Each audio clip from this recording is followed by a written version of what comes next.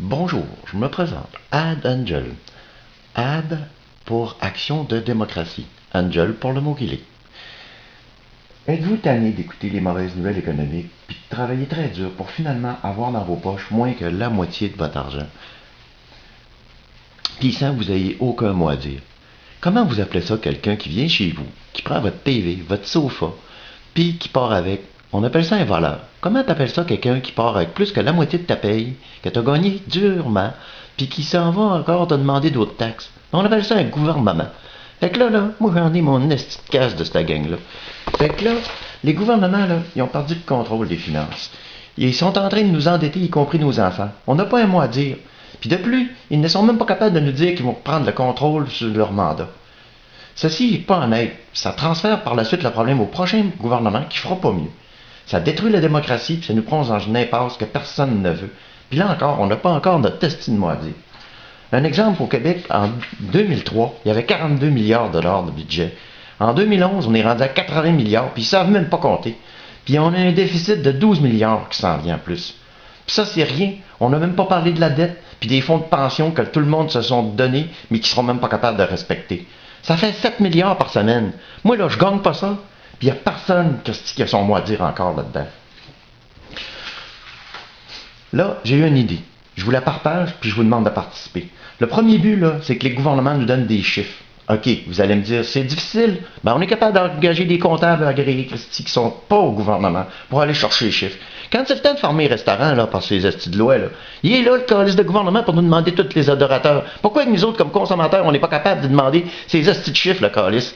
Ben, dites-moi qu'il y a une justice, là, puis je la comprends pas, tabarnak. OK? Fait que là, on va continuer. Le gouvernement, on va lui demander la nature des projets. OK? On va lui demander le montant qu'il va dépenser. On a bien des dépenses qui sont faites. Au niveau du Journal de Montréal, vous pouvez aller l'écouter. Toutes les semaines, ils donnent les dépenses des subventions. Mais on n'a pas les dépenses des revenus, ni des dépenses qui sont les fonctionnements. Parce que là, ils se dépensent à peu près 7 milliards par semaine. Puis si vous regardez dans le Journal de Montréal, c'est à coût de 120 millions. Fait qu'il y a quelque chose qui manque à quelque part.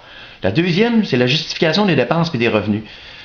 Ça, là, ça serait peut-être une question qui devrait se poser, parce qu'il y a quelqu'un quelque part, Christy, qui ne sait pas compter, parce que Saint-Simonac, tout le monde dépense au gouvernement comme si ça se peut pas, Christy, comme au bien plus au-dessus de le moyen.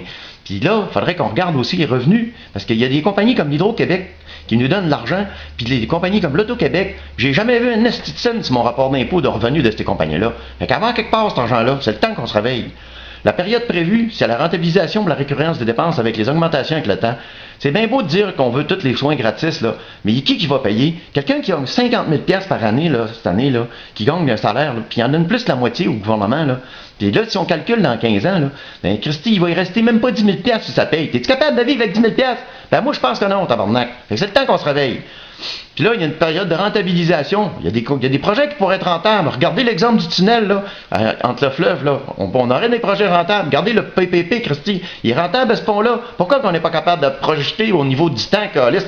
Nos routes sont en train de tomber, tabarnak. Puis il n'y a personne, calice, qui a vu ça venir. Hey, expliquez-moi ça. Puis là, ils vont engager encore 1000 nouveaux fonctionnaires pour essayer de nous gérer ça. Tabarnak, c'est aussi bien de tirer son argent dans l'eau. L'autre point, ça serait la compétition. Existe-t-il un système privé qui fait la même chose? Puis pourquoi que les dépenses c'est juste, puis envers les autres tiers? Pourquoi que je vais aller donner un aréna quelque part, calice, puis que j'en donnerai pas à toutes les autres arénas? Ça va finir où, les dépenses? Si on se posait la question que la compétition, elle existe-t-il, là, puis c'est juste envers les autres, là, ben on arrêterait de tête, puis on demanderait peut-être plus au privé de s'impliquer. Parce que là, c'est bien beau de dire on va donner de l'argent à tout le monde, mais moi, si je me mets dans la rue ici à 100$ par jour, là, puis je donne 100$ à tout le monde qui passe dans la rue, tout ce que je vais finir, ça va être d'être pauvre, calice. C'est ça qu'on est en train de faire.